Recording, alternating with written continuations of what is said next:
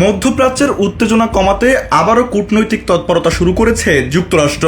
Iran যুক্তরাষ্ট্র Israel সংঘাতের মধ্যে দ্বিতীয় দফার সরাসরি আলোচনার জন্য মার্কিন প্রতিনিধি দল সোমবার পাকিস্তানের রাজধানী ইসলামাবাদ সফরে যাবে, এমনটাই জানিয়েছেন মার্কিন প্রেসিডেন্ট ডোনাল্ড ট্রাম্প।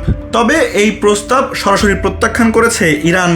দেশটির বার্তা সংস্থা তাসনিম জানিয়েছে, ইরানের বন্দরগুলোতে যুক্তরাষ্ট্রের নৌ অবরোধ চলমান থাকলে কোনো প্রতিনিধি দল ইসলামাবাদে পাঠানো হবে না।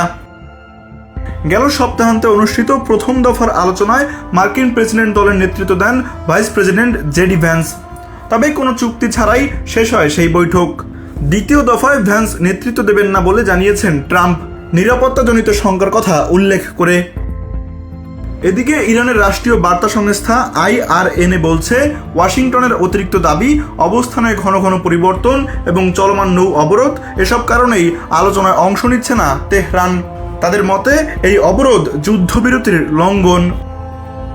অন্যদিকে ট্রাম্প অভিযোগ করেছেন, ইরান হরমুজ প্রণালীতে গুলি চালিয়ে 2 সপ্তাহের যুদ্ধবিরতি ভেঙেছে। আগামী বুধবার শেষ হচ্ছে এই যুদ্ধবিরতির মেয়াদ।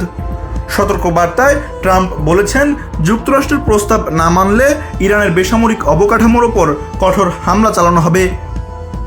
পরিস্থিতি আরও জটিল করেছে ইসলামিক রেভলিউশনারি গার্ড কর্পসের ঘোষণা। সংস্থাটির নৌ ইউনিট জানিয়েছে, যুক্তরাষ্ট্র অবরোধ প্রত্যাহার না করা পর্যন্ত হরমুজ প্রণালী বন্ধ থাকবে।